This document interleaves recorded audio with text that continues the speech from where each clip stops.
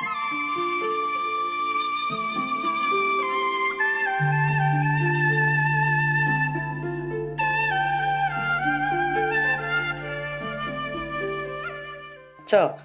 on the bank of the river where the Buddha and the Sangha rested, on the way walking to the neighboring country, no wonder my eyes feel funny. So I put this one there, it's big.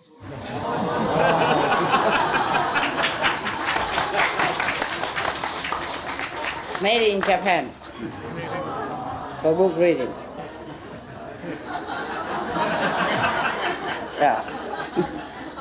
Okay. Good. Then I don't have my hands free to express my feelings. Okay. No, I don't need to express it. It's probably more convenient. There are some optic glasses. They just, hang on the neck. And whenever you want, just clasp together, I should go and ask for that, but I don't have a time yet. I don't feel like going anywhere if I don't have to. I mean, they're not urgent, and I just don't go. 500 cowboys. The boys will take care of the cows. They're called cowboys, no? Yes. I don't mean Texas. Buddha was not in Texas. At that time, not yet. 500 cowboys and 500 fishermen, yeah. These fishermen, they have 3 kinds of nets. Nah? One net needs 200 people to shred and to pull it. And another one, 300, bigger, yeah. And another one bigger, 500 people in order to manage the net. Must be a very big one, huh? Yeah, very big. The Buddha and the bhikkhus, many bhikkhus, he has a lot of bhikkhus, the monks, sitting also not too far from them. And at one time, suddenly they saw that certain 500 fishermen there could not be able to pour the net back up onto the shore. It was too heavy or something. And then these are 500 fishermen asked 500 cowboys to come and help them to pour together. And then saw 1,000 people in order to pull it up. And then they saw a very, very, very great giant fish.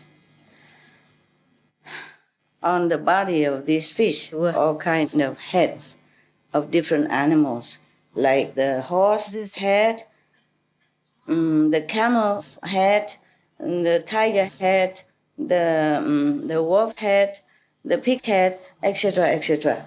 This was a very strange kind of fish. So they all came and had a look.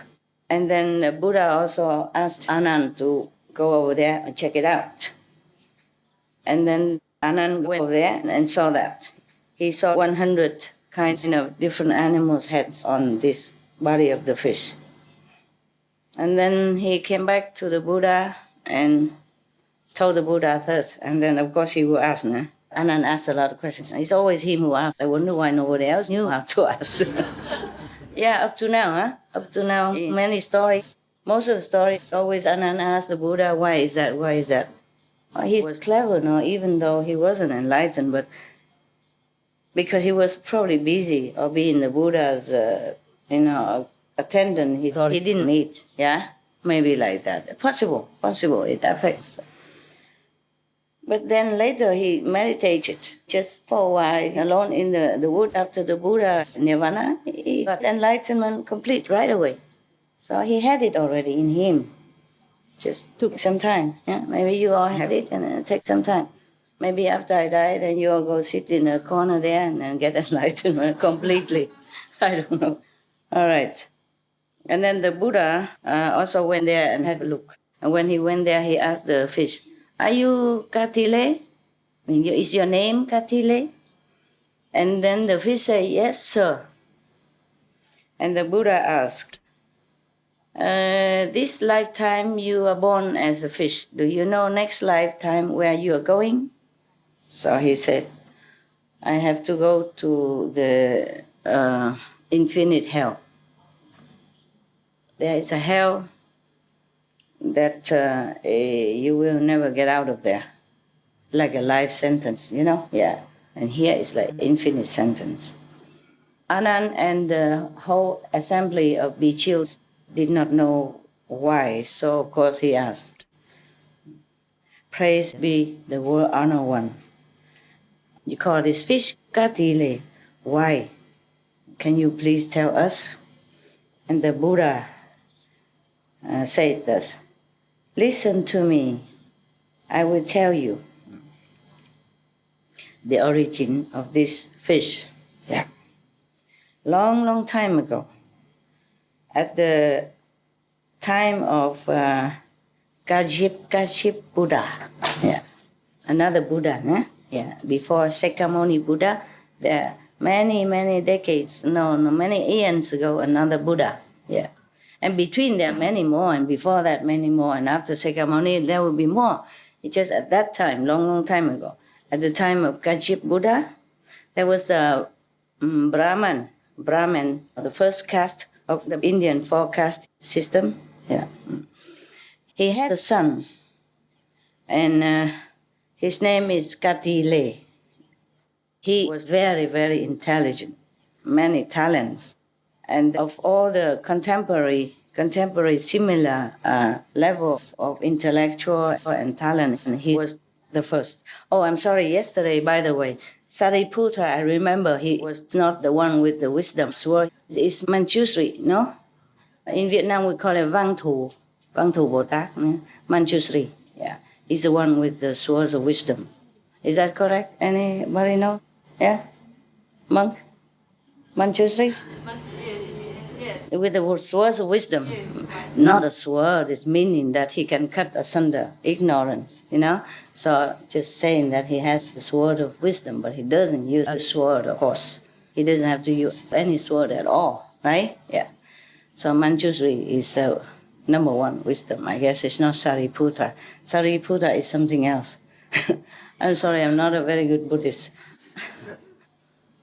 I learned some sutras, but then I went to the Himalayas, and then busy meditating, and then busy with you all this time. I had no time to study much. Yeah. I did know before. I did know many. Just I forgot. Nah?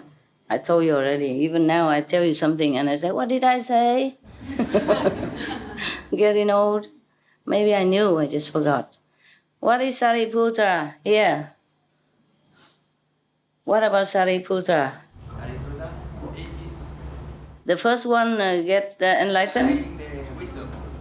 Attain the wisdom.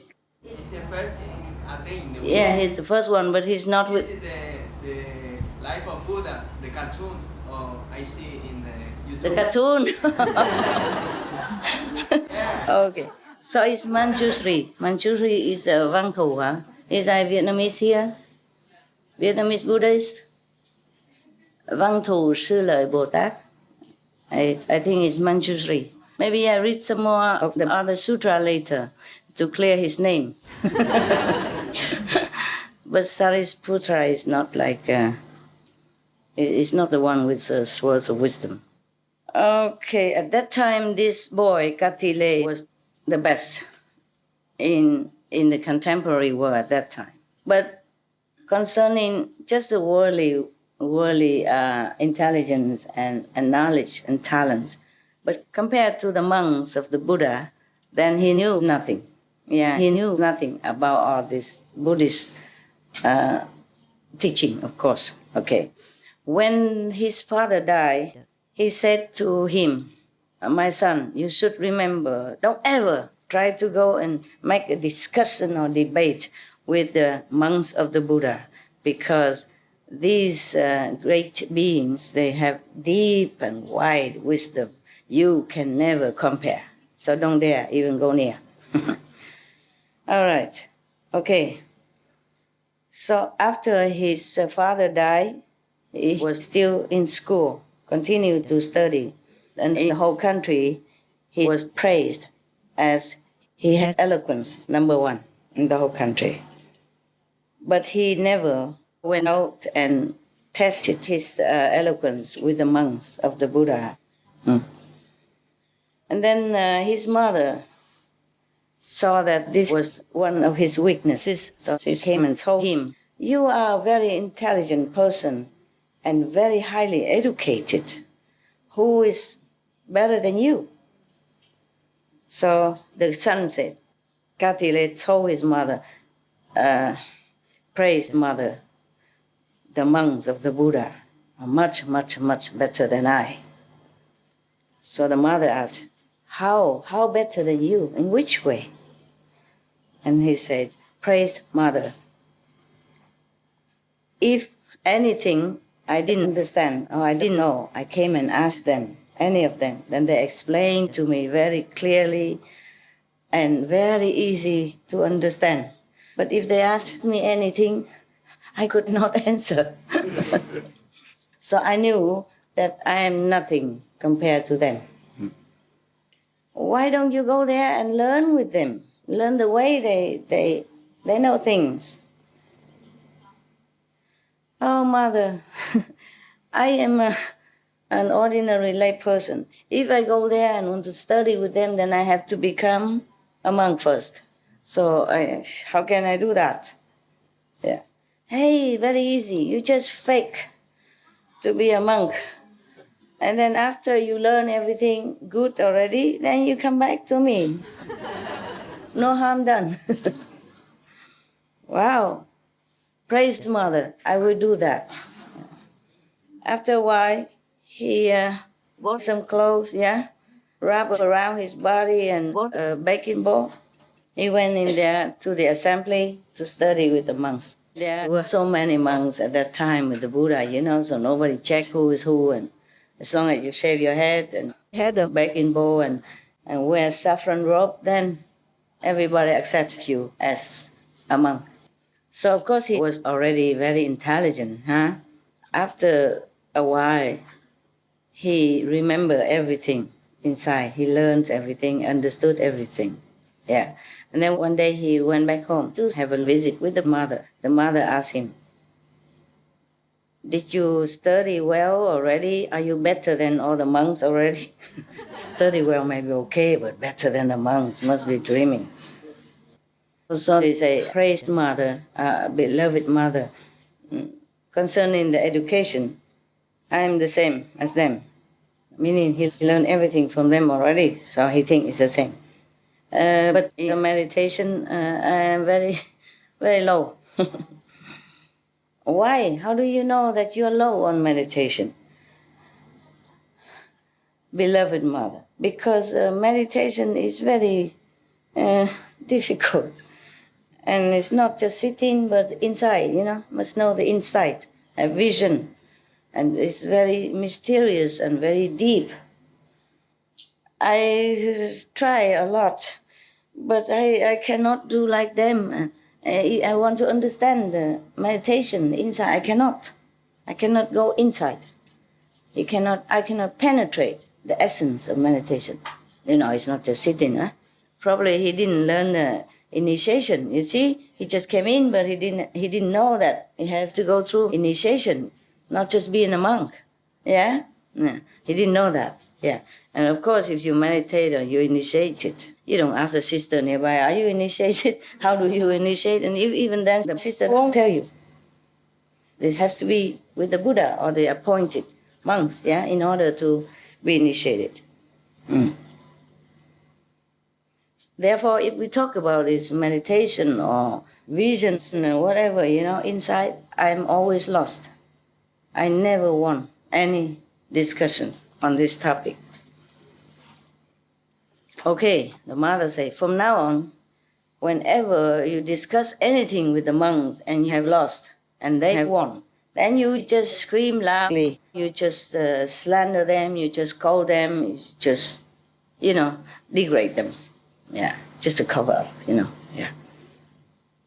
Okay, so the son asked the mother, Mother, but all the monks, they are practicing compassion and mercy. They haven't done any sinful things. Why do you tell me to scold them, degrade them, and yell and, humiliate them? Why?